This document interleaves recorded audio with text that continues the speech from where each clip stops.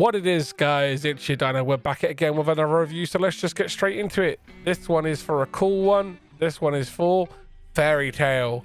Fairy Tail is available on PlayStation 4, Nintendo Switch, and PC via Steam. You can play this on PlayStation 5. It is a game that is backwards compatible, so you can play it on your PlayStation 5 if you have one. Cool thing about this game is that it was developed by Gus Studios. You've seen me review some of their stuff in the past, the Italian games. There will be a little button up in the top right hand corner. You guys can click on that if you want to go and watch those reviews as well. The publishers was Koei Tecmo, and the cool thing about this is that the game actually tries to stay true to the Fairy Tail series, and they actually worked with the director of the show, Hiro Mishima. And the arcs that are tied into the game are Tenro Island, Grand Magic Games, Tartarus, and the Avatars arc. Gameplay style is an action RPG which uses turn-based combat that uses 4 main commands: magic, attack, defend, and item that can be used in battle. Unlike previous games from this universe, it now features 7 elements to the magic: non-elemental, fire, ice, holy, demon, light, and dark, and are separated into different attributes so that one is weak, one is resistant, and one is immune, or can be drained to the other. So each one can affect the others. Okay. There is also the Ferro Gauge. The Ferro Gauge is the thing in the bottom right hand corner. And the cool thing about the Ferro Gauge is that once it's completely filled, you can unleash a magic chain. You press your R1 button on a PlayStation controller. You go into this like overdrive mode where you can chain each individual members of your party's skills to do a flurry of attacks over and over and over again. You will see me use it in the gameplay. I show it off as much as I can because I think it's a very cool gameplay mechanic that they've created. And the cutscenes in the game are all in Japanese writing, Japanese speaking, and English writing. So you will have to do a bit of reading when it comes to the game. They do have an auto play system where you can actually have the game transition the text along with the talking, so it does add a level of fluidity. If you are not understanding the Japanese, I'm sorry they didn't do the English dialogue in audio for anyone. I hope that they would down the road, but they didn't, sadly. Maybe it could have been because of costs. I'm not sure. I don't work for the company. Anyway, cool thing about the game is that they also tie in the use of lacrima and items that you can create using monster drops and stuff like that. So there is an aspect of farming that you can make use of. This here is the character rank up screen. This is how you level up each individual characters that you can have in your party. This is the guild rank screen. This is where you see whether you've become the #1 guild. This is the request board. The request board is basically your side quests, and they are gauged on different level scales, and they vary in different things. Like you have to be an S ranked wizard to do certain missions or requests. Very cool. I do like that system.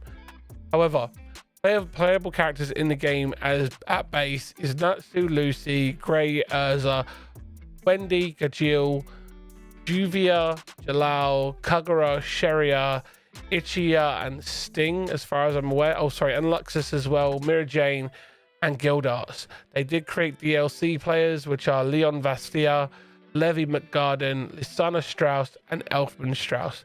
Non-player characters are Flair Corona, Minova Erland, Altil Mikovic.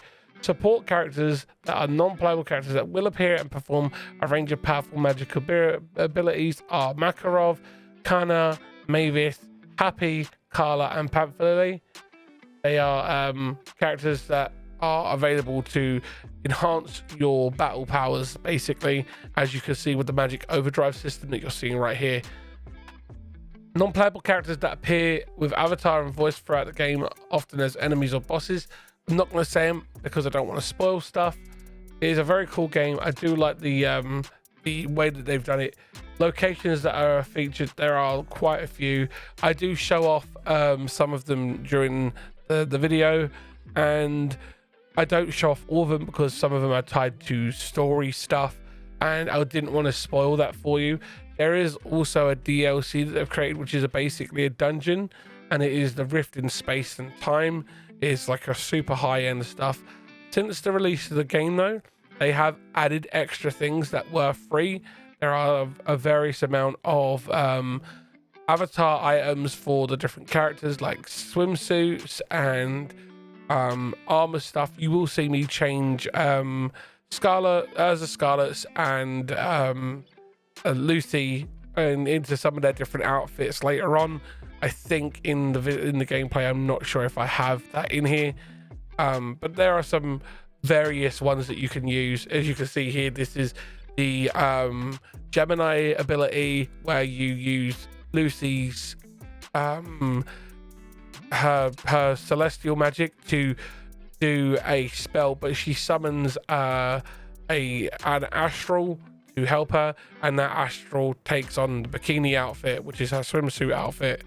Again, it's one of those things with anime games, a lot of characters end up having swimsuits. It's just the way it is. Pros and cons of the game. Pros is that it does a very, very good job of sticking to the anime series and the manga as closely as possible, whilst keeping the gameplay engaging and fun. My only con for me personally is that it's set very far into the universe and the story's timeline. It's set after the events of Tenro Island in the anime, but it does give you a like past history, so it catches you up. That is a cool thing, but I would still have preferred to have been able to at least experience some of that within the game. That's just a personal gripe. But they do have other games that have been made in the Fairy Tail universe that you can go back and play and experience some of that. But I feel like, given the fact that this is a 8th gen game and it could have been available to us via DLC, it's a missed opportunity in my book. However, gameplay overall is amazing. I still play it to this day, even though it's a game that's over a year old. Still leveling up characters, still going through all the extra side quests and on the request board and doing all the side missions. Achievement wise or trophy wise, whatever you want to call it, this game is easily platinumable. You could easily platinum it. I would definitely say that you're probably going to put about 100 hours of gameplay into it, and you can achieve it very easily. It may take a couple of tries to get some of the achievements. For example, doing a chain attack that does 1,000,000 points of damage is probably going to be one that you may have to think about or watch a YouTube video on how to do it. If you guys would like to see me do a YouTube video on that, let me know in the comments below, and I may get to work on that and get that done for you. But as always, I would like to say, guys, thank you for watching the video. Thank you for liking and sharing and subscribing. You guys are amazing, and thank you for all of you that pop by the Twitch streams that we do. It's greatly appreciated. As always, all the links for all my social medias and all that stuff will be in the description below. And if I can link to the game on multiple platforms, I will do. And I definitely recommend this one. I do enjoy it. I have speeded up the gameplay to 150% because I recorded for a good 2 hours to get a various amount of different gameplay and interactions within the game without giving out spoilers. I had to jump through certain different parts, so I was playing stuff that wasn't going to spoil the story without having it feel like a lull in the gameplay. I do feel that they have done a very good job with creating the skills and abilities that the characters use within the manga and the anime and keeping it in line with that very well. For example, the moves that you're seeing the characters use are moves that they use in the manga and anime, and it does keep in line with that. I feel that the character art styles that they've used are in keeping with the manga and anime as well. They haven't tried to make it their own. They've stuck as close to that as possible.